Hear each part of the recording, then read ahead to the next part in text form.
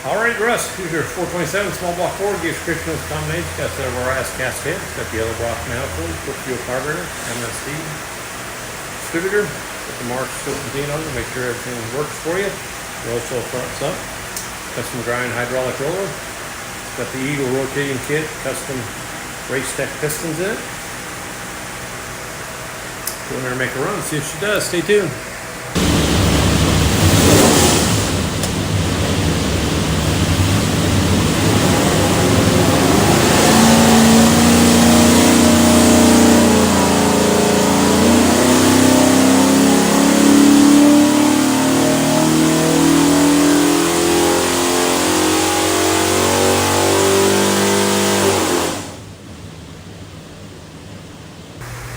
Okie doke, 3,400 or 503 foot-pounds of torque, peak torque 528, peak horsepower 505, rated at 500, it's got a front end, that's about 10 horsepower, so everything's good.